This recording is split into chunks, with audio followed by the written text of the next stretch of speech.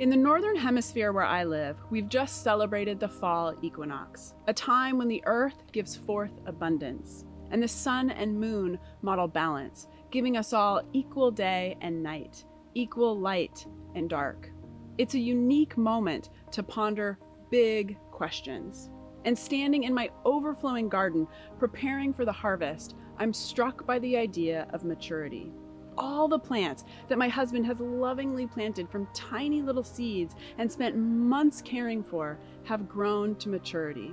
And my mind, working the way that it does, immediately starts pondering spiritual practice and wondering, what does it mean to have a mature sense of spirituality?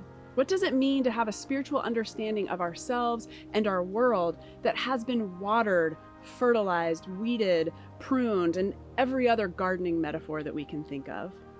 One tough answer from the garden is that having a mature sense of spirituality means understanding that we can't escape the realities of change and death. Standing in my garden during the harvest, I can see that we're in a moment of abundance. But I can also see that this side of the earth is turning toward darkness. My garden is about to become compost.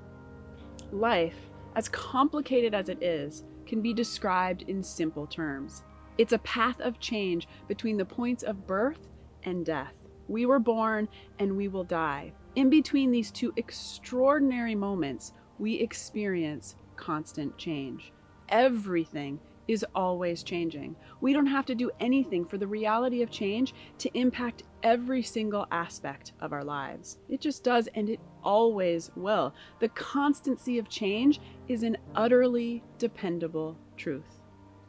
And I'm guessing this is why so many people claim to hate change. We hate it because we have no control over it. We can't stop it, we can't shore it up, and our attempts to deny it always fail. We are embodied beings clinging to a planet that's spinning through space. And whether we think about it or not, we know that death is coming. It's a daunting and wild reality that we find ourselves in, and it scares us. We fear change because we are wired for survival, which leaves us biased to search out the negative. We don't fear change because we're worried that good things are going to happen. We fear change because we have an innate need to keep bad things from happening. And ultimately, we fear change because we don't want to die. We don't want to become compost like our gardens.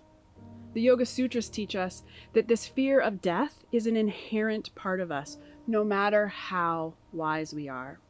But the fear of death isn't the only inherent part of our being.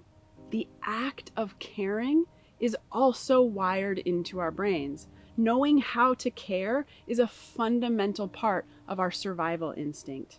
And this amazing fact leaves us with a choice. We can spend our lives focused on what scares us, or we can try and learn how to care for the world better. More often than not, we're stuck somewhere in between. Sometimes we allow our fear to paralyze us and we stand by in the face of injustice. Sometimes we allow our desire to care to bring forth our courage to fight against oppression. Sometimes we allow fear to keep us small and we hold back on our dreams. Sometimes we decide that we care so much about our dreams that we have to move past anxiety and take the next step, no matter how terrifying it is. Of course, we can cycle through all of these feelings and choices in a single day, in a single hour. This constant mashing up of fear and caring is all part of the world of change. Remember, everything is always changing, and it's not going to stop. Spiritual practice is about moving through the reality of change with intention. A mature spiritual practice is one that understands that change is unabating. Hospital chaplain Amy Wright Glenn wrote that all that is seen, touched, tasted, held, heard, and thought shifts with each passing moment. This is true whether our perception is pleasant, unpleasant, beautiful, or horrible. Impermanence describes so much of our human experience perfectly. Yoga teaches us that what we see, touch, taste, hold, and hear and think are real. Life is real, but it is indeed impermanent.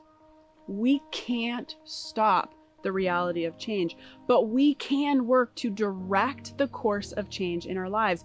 This is spiritual practice. This is the work of transformation. And it's also where our spiritual resources, which we'll talk more about next week, become critical tools. Fear might always be a part of us, but it doesn't have to rule our lives. We can choose to accept death as the cost of life and focus our attention on nurturing and building our capacity to care. Compost is an essential part of a healthy garden. Death is an undeniable part of life. So if we want to be spiritually mature human beings, and I hope that we do, we have to find ways to accept the realities of change and death. And please understand, this isn't a call toward morbidity. A mature spirituality is balanced. We take the middle path. We remember that death is real, and we remember that life is real. Here at the beginning of autumn, we're somewhere in between the moment of birth and the moment of death. We have equal day and equal night, and in this middle point, the abundance of the garden is beckoning to us. It's the time for feasting. We're being called to celebrate life.